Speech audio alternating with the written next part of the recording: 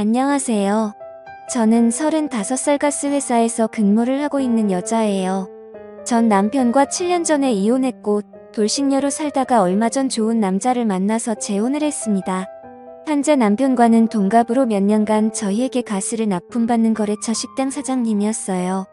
중국 음식점을 운영하는 제 남편은 저와 가스 배관 수리 문제로 자주 연락을 주고받다가 연이 닿게 되어 결국 사랑을 하게 되었습니다.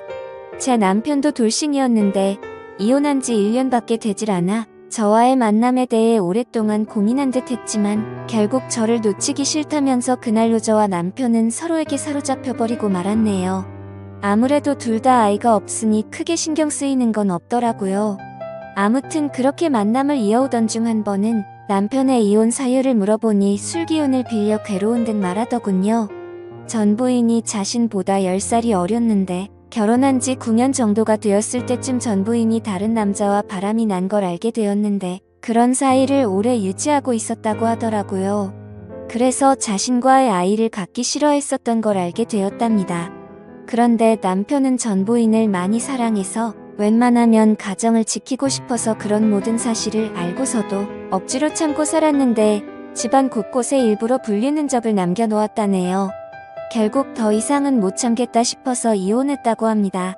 그 말을 듣는데 진심으로 전 부인을 많이 사랑한 감정이 전해져 왔습니다.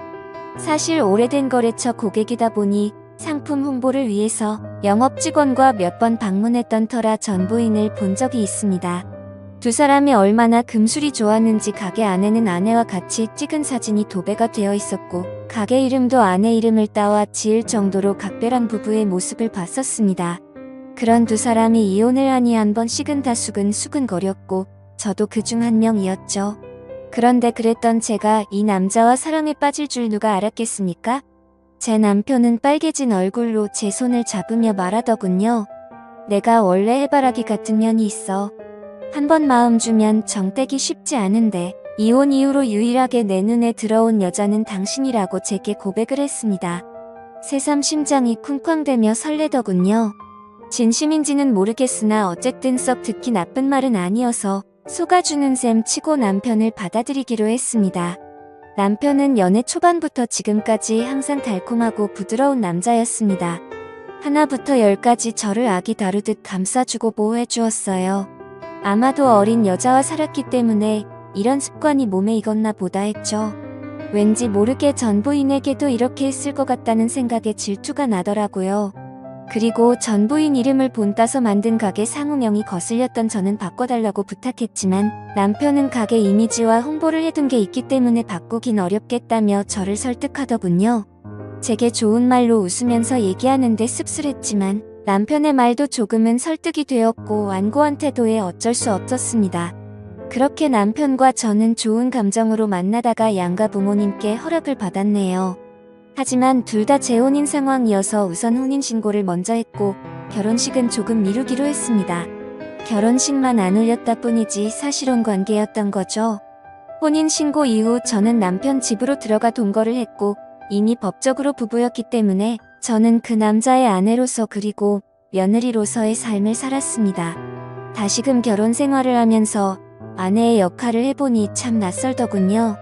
혼자 살던 습관에서 벗어나 누군가와 같이 하루를 맞이하고 끝내는 것은 익숙하지 않았습니다. 덜렁거리고 집안일을 한꺼번에 모아서 처리하는 저와는 다르게 남편은 매 순간 깔끔을 떨며 잠시라도 어질려져 있는 모습을 보는 것을 꺼려하는 깔끔한 성격이더라고요. 그렇지만 남편은 싫은 소리 한 번 하지 않으면서 특유의 자상함으로 따뜻한 말을 건네주었어요. 여보, 힘들면 내가 할 테니까 그냥 당신은 당신 일만 봐.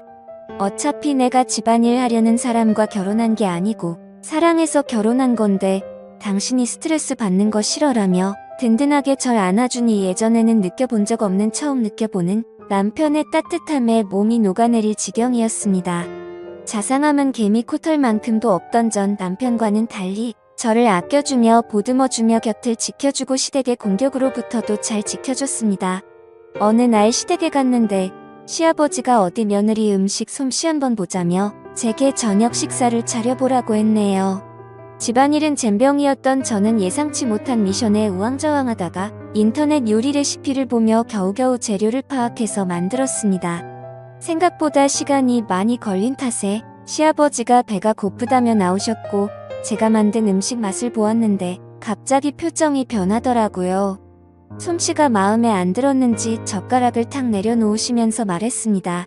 아가야. 아니 참 내 마흔을 앞두고 있는 너한테 아가야라고 말하기도 참 별스럽구나. 나이를 먹었으면 음식 정도는 할 줄 알아야지. 음식을 업으로 삼는 사람 집안에 시집와서 남편한테 요리도 부려먹을 작정이냐고 말하더라고요. 옛날 아가는 어린 나이였으니 가르치면 된다라고 생각했는데 라고 중얼거렸습니다.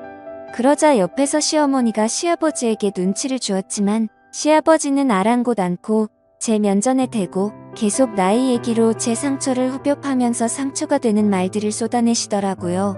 그걸 보다 못해 남편이 한마디 하더군요.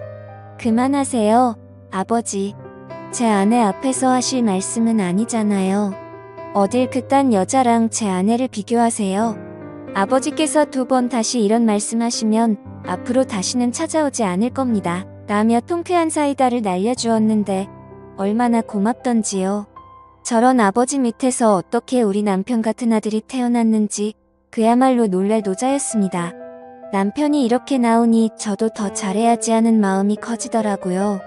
전 남편과의 이혼 사유가 시댁과의 갈등이었던지라 재발 방지 차원으로 저는 긴장을 늦추지 않고 건성으로나마 그냥 아버님 성격을 내내 맞춰드렸습니다.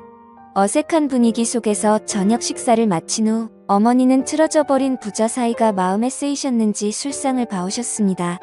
시아버지와 남편은 잔을 주고받으며 얘기를 나눴고 저는 시어머니와 부엌에서 과일을 먹으며 얘기를 하던 도중 깜짝 놀랐습니다. 사실은 얼마 전 맏며느리였던 아이가 우리를 찾아오지 않았겠니? 라고 말하더라고요. 다시 우리 아들이랑 합치고 싶다면서 도와달라고 무릎까지 꿇고 간절하게 말했답니다. 시아버지가 맏며느리를 싹싹하고 애교가 많아서 많이 예뻐했었다고 말하시더군요. 그러면서 시어머니는 바람난 며느리 난 그렇게 용서가 안 되는데 니네 시아버지는 전혀 아랑치 않고 사람은 누구나 실수할 수 있는 법이라며 달래기 바쁘더라고 라고 시어머니께서 귀띔을 해주시는데 어쩐지 식사 내내 저와 그 여자를 비교를 했던 거구나 싶었네요. 황당하고 불쾌해서 귀가 더러워지는 기분이었습니다. 바람은 실수고 음식 솜씨는 실수라고 봐주시기 어려웠던 건지 벼랑간 바람난 며느리 뭐 예쁘다고 비교질 해대나 싶었는데 이미 전 며느리의 수작질이 깔려 있었던 겁니다. 밤이 깊어가자 시부모님은 자고 가라고 제안하셨습니다만 저는 시아버지가 거북했죠. 그래서 저는 남편과 함께 집에 가겠다며 단칼에 거절했습니다.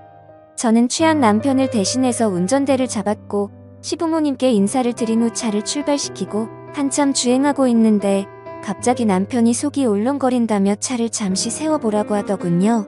남편은 내리자마자 속을 비워냈고 목이 마르다며 등을 두드리고 있던 제게 건너편 편의점에서 물 좀 사다 달라고 부탁했습니다. 저는 알겠다고 잠깐만 기다려보라고 말하고 편의점으로 가기 위해 파란불에 건널목을 건너던 찰나 브레이크를 밟는 소리와 동시에 그 자리에서 쓰러지고 말았습니다. 하필 신호를 지키지 않았던 차에 교통사고를 당하고 말았던 거죠. 남편은 술이 확 깼는지 놀라서 달려왔고 쓰러진 저는 병원에 실려가 온갖 검사를 마친 후에 입원을 하게 되었습니다. 의사 선생님께서는 다행히 심각한 건 아니지만 인대 쪽에 문제가 생겨 당분간 다리를 쓰긴 어렵다고 말하더군요. 답답해도 나중에 고생하지 않으려면 몇 달간만 잘 참으라고 했습니다. 그렇게 친정시댁 식구들은 제가 교통사고를 당했다는 소리에 한달음에 달려오셨고 남편은 다 본인 탓이라며 그때 아내한테 물 심부름만 시키지 않았으면 교통사고 나지 않았을 거라고 울면서 자책했습니다. 저는 오히려 그런 남편을 위로하며 나 괜찮다고 너무 걱정하지 말라고 얘기해 주었네요. 시아버지는 그 와중에서도 혀를 끌끌 차시며 시댁에서 자고 가라는 말을 안 들어서 벌받은 거라고 하시는데 대꾸할 힘도 없었던 저는 몸 아픈 것도 서러운 판국에 그마저도 꼭 참아내야만 했습니다. 남편은 그 후로 병원에서 먹고 자고 하며 전보다 몇 배로 제게 신경을 써주며 잘해줬습니다. 다리가 불편해서 밥도 제대로 못 챙겨 먹을까봐 손수 떠먹여주고 난 후에야 가게를 나갔고 하나부터 열까지 다 챙겨주더라고요. 남편이 허구한 날 시켜주고 재워주고 먹여주니 정말로 아기가 된 느낌이었습니다. 저는 보험 때문에 5인실에 입원했는데 주위 사람들이 하나같이 신랑 너무 잘 만났다며 부러움을 샀어요. 일도 안 가고 남편과 깨소금을 풍기며 같이 있으니 오히려 더 행복한 나날이었습니다. 그러던 찰나 어느 날 남편이 퇴근을 하고 찾아와서 무거운 얼굴로 저를 바라보았습니다. 여보, 나 사실은 요새 가게 매출이 많이 떨어져서 지방에 계신 스승님을 좀 찾아뵈어야 할 것 같아. 가서 신메뉴 개발 조언도 좀 얻고 여러 가지 방안도 연구할 겸 한 일주일 동안은 다녀와야 할 것 같은데 어떡하지? 그 말에 조금은 서운했지만 내색하지 않고 괜찮다고 잘 다녀오라고 했습니다. 어느 정도 다리도 많이 나았고 못 쓰면 거동도 할 만하다고 애써 웃어 보였어요. 남편은 제가 맘에 쓰였는지 떠나간 일주일 동안 저를 돌봐줄 친정엄마에게 용돈을 챙겨드렸고 의사와 간호사 선생님께도 잘 좀 봐달라는 얘기를 남겨 일주일 동안 출장을 가게 되었습니다. 매일 같이 붙어있던 남편이 있다가 없으니까 허전하더라고요. 주위에 같이 입원한 환자들도 하나같이 신랑은 어디 갔냐고 찾았습니다. 저는 자초지종을 설명하고 틈만 나면 목소리라도 듣고 싶어 전화를 걸었지만 받지를 않았고 몇 분 후 당분간 연락이 어려울 것 같다며 일 다 끝나고 연락하겠다고 제게 장문의 톡만 보내왔습니다. 이해는 하지만 남편의 빈자리가 컸던 저는 기분이 좀 그렇더라고요. 뭐 얼마나 바쁘길래 전화도 제대로 못하나 싶었습니다. 하루 이틀은 그래도 어떻게 버텼는데 3일 4일이 지나니 정말 보고 싶어서 도저히 못 버틸 지경이었습니다. 제가 이렇게 남편을 사랑하고 있는 줄 짧은 헤어짐으로 알게 되었네요. 그 사이 저는 담당 주치의에게 퇴원을 희망한다고 말을 하였고 의사도 퇴원을 해도 좋다고 허락을 받았습니다. 마침 남편이 돌아오기 하루 전날이라 오전 중 퇴원 수속을 받고 집으로 갔죠. 그런데 뭔가 이상한 기운이 감돌았습니다. 거실에는 너저분하게 쌓여져 있는 병들이랑 캔, 그리고 치워놓지 않은 마른 안주들이랑 널브러져 있었고 부엌에는 반찬통이며 김치통이며 뚜껑이 열려진 상태로 방치되어 있었습니다. 안방에는 침구류가 흩어져 있었고 화장실은 쓰레기들이 굴러다녀 하수구가 막혀서 물조차 제대로 내려가지를 않더라고요. 분명 남편의 성격상 깔끔한 상태로 집안이 잘 정리되고 있을 줄만 알았는데 이게 어찌된 영문인지 알 수가 없었습니다. 저는 저를 케어해 주시던 친정 엄마와 함께 역한 냄새를 참아가며 불편한 몸을 이끌고 조금씩 청소를 시작했고 한참 고생을 해서 간신히 집 상태를 되돌려 놓을 수 있었습니다. 저는 석연찮은 마음을 뒤로한 채 친정 엄마를 돌려보냈고 혼자 침대에 누워 내일 올 남편을 깜짝 놀래켜주기 위해 이런저런 이벤트를 생각하고 있었는데 갑자기 새벽 2시쯤 도어락이 열리는 소리가 들리며 누군가가 들어오는 소리가 나더라고요. 잠이 들락말락했던 저는 순간 정신이 확 들었고 숨을 죽이고는 잔뜩 겁을 먹은 채 힘들게 몸을 일으켜 조용히 방문 쪽으로 다가갔습니다. 자기야, 우리 집 이렇게 깨끗하게 청소하고 공항 갔었나? 라는 여자 목소리가 들리더라고요. 문을 살짝 열고 봤더니 그 여자는 몇 년 전 제가 봤던 전 남편의 부인이었습니다. 순간적으로 너무 큰 충격을 받았고 도대체 왜 제 남편이 전 부인과 함께 우리 집으로 들어온 거지라는 생각과 동시에 가슴이 두근대기 시작했었죠. 즉각적으로 안 좋은 예감이 들었습니다. 전 부인이 뺀질나게 시댁에 드나들더니 기어코 우리 남편을 유혹을 했나 싶어 숨이 막히는 기분이었습니다. 남편은 뭔가 꺼림직했는지 주위를 둘러보는 듯 하다가 이내 방을 향해서 오더라고요. 저는 순간적으로 저도 모르게 장롱 속으로 일단 급하게 몸을 숨겼습니다. 이내 안방 불이 켜졌고 그토록 그리웠던 남편이 제 눈앞에 들어오더라고요. 그런데 표정이 너무 어두워져 있었고 제가 알던 남편이 맞는지 의심스러웠습니다. 이내 방을 둘러보더니 촉이 왔는지 어딘가로 전화를 걸더군요. 여보세요. 김미나 환자 보호자 되는 사람인데 혹시 김미나 씨 퇴원했나요? 라고 묻는데 심장이 쿵쾅쿵쾅 떨렸습니다. 남편의 어두운 표정을 보고 있으니 뭔가 제가 죄를 짓고 숨어 있는 건가 싶고 두렵더라고요. 남편은 전화를 끊으며 앞에 있는 전 부인한테 말했습니다. 큰일 났어. 아무래도 우리 집사람 퇴원한 것 같아. 집안 청소 싹 하고 집에 없는 걸 보니 친정에 간 것 같은데 너 이제 돌아가. 그리고 내 뜻대로 일주일 동안 이별 여행 다녀왔으니까 완전히 우린 끝난 거야. 알겠지? 라며 전 부인의 어깨를 부여잡더라고요. 순간 판단력이 흐려지며 머리가 새하얗게 멍해졌습니다. 이별 여행. 이게 무슨 말인가요? 이별 여행이라니요. 다들 생각하듯이 남편은 일주일 동안 지방에 있는 스승님께 간다는 말은 거짓말이었습니다. 사실은 전 부인하고 일주일 동안 이별 여행을 갔다가 왔던 거였죠. 그것도 교통사고 나서 병원에 입원하고 있던 저를 내팽겨두고 말입니다. 그 말을 듣는데 배신감에 눈물이 나고 손이 부들부들 떨리더군요. 믿었던 남편의 배신의 치가 떨렸습니다. 남편의 전 부인. 아니죠. 남편의 상간녀는 남편에게 안기며 말하더군요. 오늘 하루만 더 자기랑 같이 있었으면 했는데 도움을 안 주네. 어쨌든 고마워 자기야. 내 부탁 들어줘서. 자기한테 미련이 남아서 예전 시댁에도 찾아가고 그랬는데 이걸로 만족할게. 그래도 마지막으로 보냈던 밤들을 영원히 잊지도 못할 거야 라며 혼자서 무슨 비련의 여주인공이 된 것 마냥 남편의 곁을 울면서 스쳐 지나가더군요. 남편은 전 부인을 밖으로 내보내고 한숨을 내쉰 후에야 제게 전화를 걸었습니다. 그래서 저는 장롱에서 천천히 나갔죠. 그러자 남편은 엄청나게 당황해하면서 말하더라고요. 여보, 언제부터 거기 있었어? 당신이 왜 거기 있는 거야? 라고 심하게 말을 더듬는데 저는 제 휴대폰을 남편에게 확 집어던지고는 울고 불며 난리를 쳤습니다. 야, 이 분리수거도 안 되는 쓰레기야. 어떻게 네가 교통사고까지 당한 날 내팽겨치고 전 부인이랑 여행을 다녀올 수 있어? 네가 짐승이지 사람이야. 어떻게 네가 나한테 그럴 수가 있어 라며 숨을 헐떡거리며 울었습니다. 그러자 남편은 가슴 아픈 얼굴로 허울 좋게 저를 위로하며 달래더니 꼭 안아주면서 말하더군요. 미안해. 다 내 잘못이야. 사실 헤어진 전 부인이 당신이랑 만난 지 얼마 안 돼서 계속 나랑 재결합하자고 했었어. 내가 안 통하니까 우리 부모님한테도 찾아갔더라고. 그런데 내가 당신하고 결혼 약속까지 다 했는데 이제 와서 어떻게 배신을 해. 전 부인한테 한참 동안 여러 번 알아듣게 설명했는데 끝끝내 이별 여행 다녀오면 날 놓아주겠다고 하더라고. 그래서 어쩔 수 없이 다녀온 거야. 내가 당신을 사랑하니까 정말로 그 여자랑 다 끝내려고 이별 여행 간 거라고 말했습니다. 이별 여행을 다녀온 것도 다 저희 부부 사이를 위해서라고 합리화시키는데 대꾸할 가치도 없는 멍멍이 소리에 허탈함과 실망감까지 도저히 어떻게 할 수가 없겠더라고요. 어이가 없던 저는 물었습니다. 그럼 집안 꼬라지는 왜 이렇게 어질러 놓은 건데?